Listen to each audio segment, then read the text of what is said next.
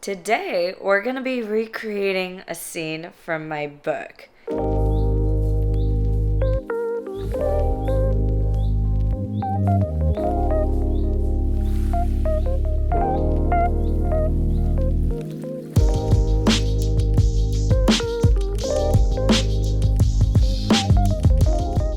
I am in Washington State right now, and I am so excited. I'm currently in a little tiny house, but the reason why I'm here is first I was here for the Wanderers Retreat. That was fun. We had a blast. We even did some twilight sightseeing in Forks, Washington. It was fantastic. Now I'm in the Mount Rainier area, and we're here to recreate a scene from this book right here. So towards the beginning of Meet Me at the Summit, there's a scene where the main character Marley goes hiking on a trail called the Skyline Trail, and that's what we're here to do today. So I thought I would just vlog the process and have a ton of fun with you guys and make a fun video out of it.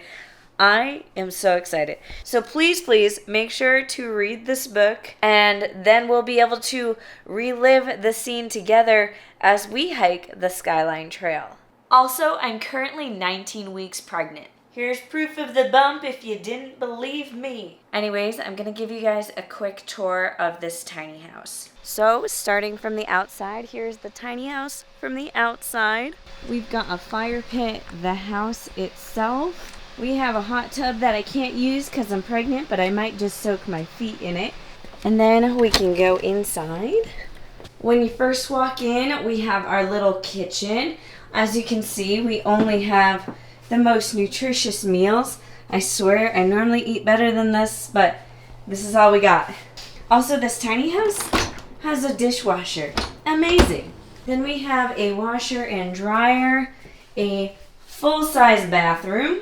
We have the main little living area, which I've already managed to fill with my stuff.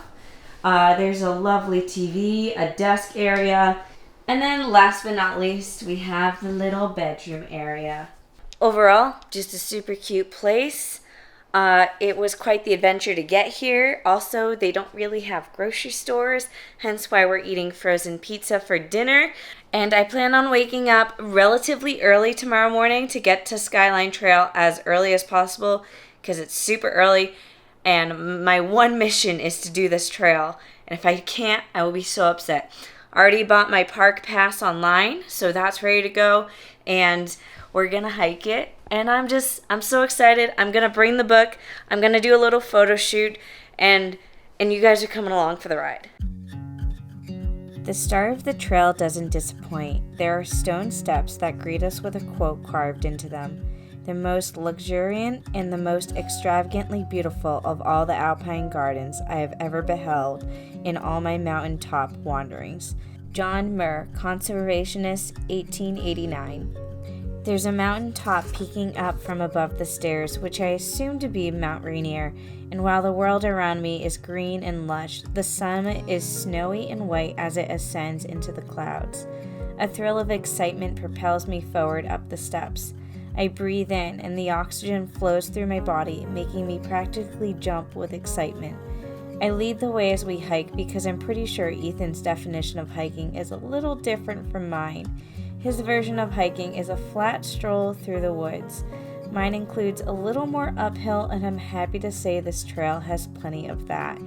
Ethan lags behind, and we take frequent breaks so he can catch his breath from the uphill climb. It's a slower pace than I'm used to, but I soak up the views while he struggles to catch up. The mountains feel like a different planet. I've seen photos of mountains like this, lush greenery at my feet with snowy mountain summits in the distance, but it's different to have it in front of me. The mountain ridges off in the distance look like sharp stone, while back home everything looks softer. The rest of the trail isn't as pristine as the steps that had greeted us. Yes, the views are spectacular the whole way, but the trail forms into a thin, flat strip that slowly makes its ascent. It confuses me because I expected the trail terrain to be harder to hike. Rocky trails like the ones in New Hampshire. Mount Rainier is different. I don't have to look down at my feet, and I also don't have to grasp rocks or branches to pull myself up. But despite the path being smooth, it still takes us up a steep elevation. Ethan and I are about 2 miles in when we finally reach Panorama Point. I prepare myself to be underwhelmed. I'd done a lot of research online and seen a lot of photos of this meadow that made it look like some sort of dream sequence out of a movie. As someone who photographs nature on a regular basis, I know that catching that level of beauty is sometimes a matter of getting lucky. The weather conditions have to be just right, or the sun has to set in such a way that everything is glowing. Panorama Point does not disappoint. The meadow doesn't need perfect conditions to be beautiful. There are rolling hills covered in foliage and trees, and behind those hills is the snow-capped mountains, looming over us in the distance. Countless flowers coat the edges of the trail with color. I keep walking a few more steps, soaking it all in. Purple flowers are scattered across the edges of the trail, along with some sort of white, delicate alpine flower. Panorama Point is located 6,910 feet above sea level, the highest I've ever climbed, and we're still nowhere near the height that is Mount Rainier. It towers over us in the distance. The summit seems so close, yet so far. I stand there, stunned and astonished, and I'm left to wonder what it's like to stand at the foot of Mount Everest. I have a deep respect for the mountains, maybe in a way that most people wouldn't understand unless they hike it themselves. Standing at the base of such a massive structure makes me realize just how small and insignificant I am in comparison. Nature has a funny way of humbling us in that way. The quote wasn't wrong, I say. What quote? Ethan asks, out of breath.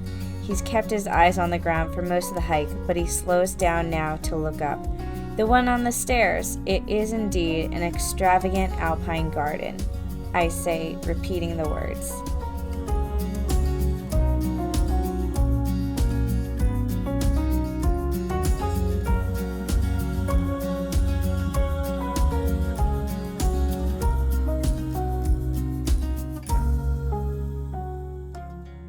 Okay, I'm back at the Airbnb.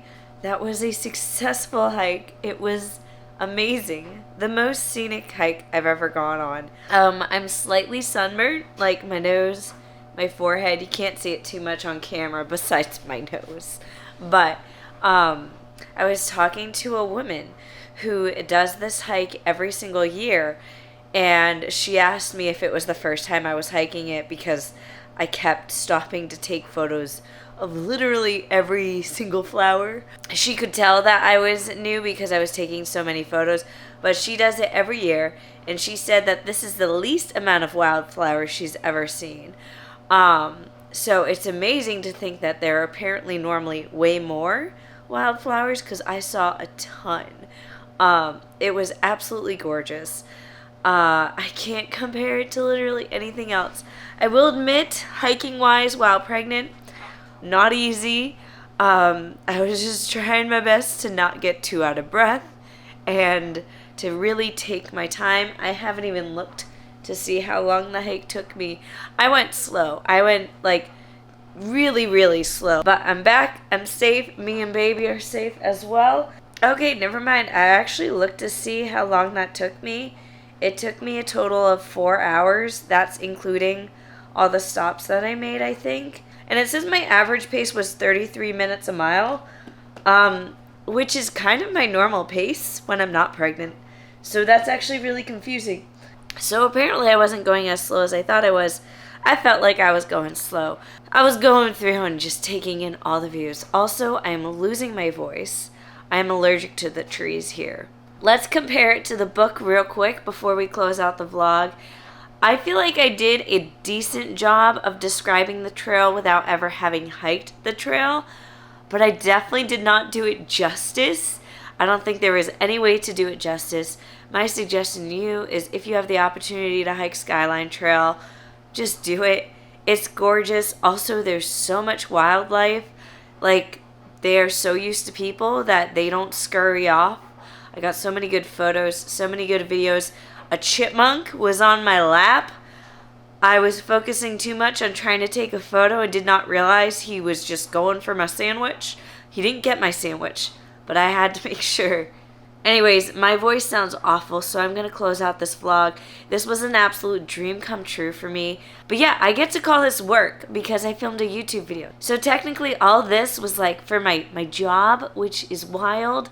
But I can't wait to go home to see my husband and my puppy. But it's been an amazing time here in Washington.